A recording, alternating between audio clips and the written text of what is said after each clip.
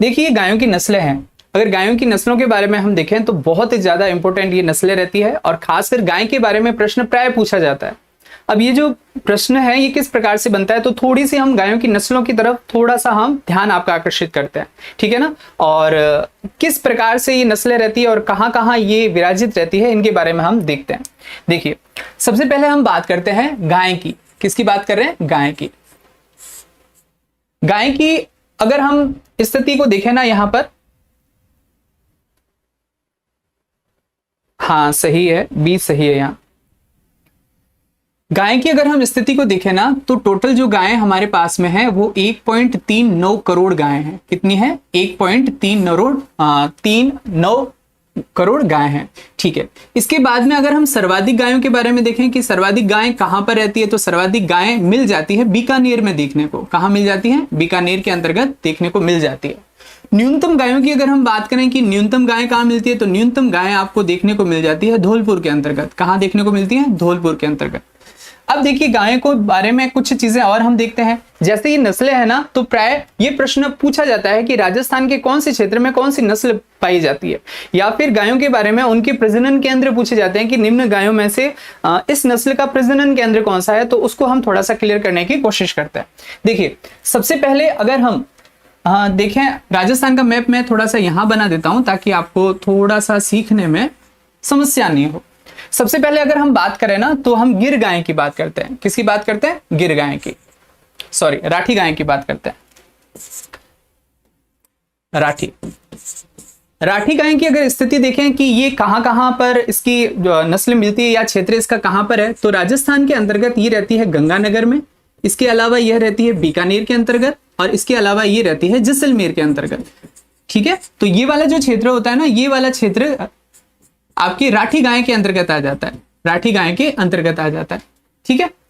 इसके बाद में अगर हम इसके प्रजनन केंद्र की बात करें, प्रजनन केंद्र की बात करें कि इसका प्रजनन केंद्र कहां है, तो इसका प्रजनन केंद्र रहता है नौहर। और नौहर कहां आ जाता है? नौहर आ जाता है आपका हनुमानगढ़ के अंतर्गत आ जाता है। ये नौहर हनुमानगढ़। बहुत सारी बातें इसके अंतर्गत कही जाती है कि राजस्थान की कामधेनु भी इसे कहा जाता है, परंतु हम इसमें डिस्कस नहीं करेंगे क्योंकि हमें काफी नस्लें यहां पर देखनी है। राठी के बाद में अगर हम थोड़ा सा नीचे आए ना, तो आ जाती है थार पारकर। कहां आ जाती है? थार पारकर, ठीक है ना। इसे है ना थारी कहा जाता है, थारी कहा जाता है। इसके अलावा इसको मालानी कहा जाता है, ठीक है ना। ये कुछ नाम है इसको कहे जाते हैं। अब अगर देखें कि ये कहां मिलती है, तो ये आपको देखने को मिल जाती है जैसलमेर के अंतर्गत, ठीक है। इसके अलावा बाड़मेर में देखने को मिल जाती है, ठीक है। और इसके अलावा आगे आपको जालोर तक ये देखने को मिल जाती है, जोधपुर कर लो, इन स्थानों पर ये देखने को मिल जाती है। और ये मूल नस्ल अपने राजस्थान की मानी जाती है। अब अगर इसके प्रजनन केंद्र की बात करें, तो आपने चांदन सुना होगा, चांदन नलकूप सुना होगा ना, तो चांदन गांव जैसलमेर इसका प्रजनन केंद्र कहलाता है। तो यहां पर अगर हम देखें तो ये वाला जो हिस्सा है ना, ये आपका हिस्सा हो जाएगा किसका? थार पारकर का, थार पारकर का।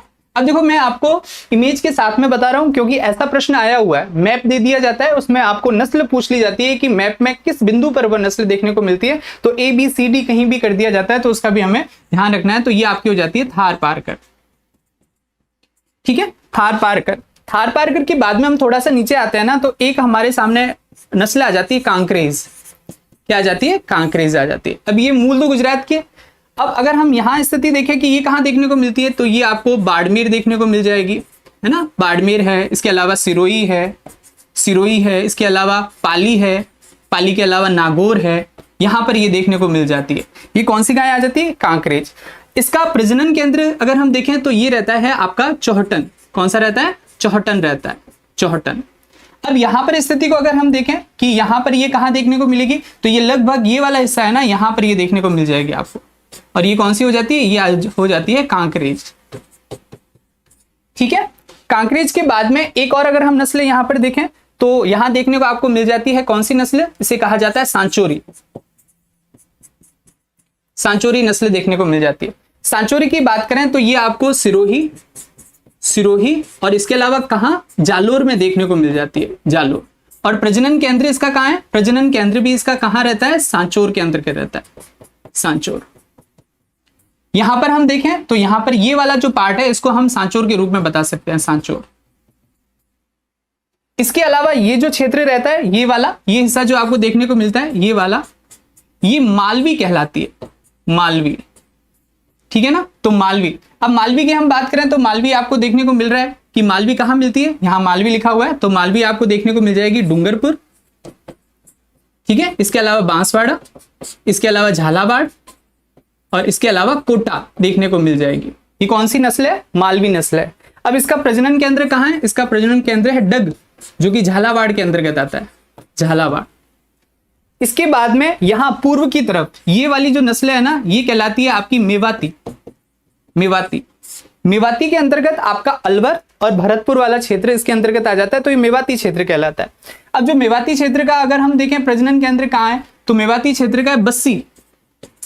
बस्सी कहां पर रहता है, जयपुर के अंतर्गत रहता है, बस्सी जयपुर के अंतर्गत, ये आपका आ जाता है मेवाती क्षेत्र।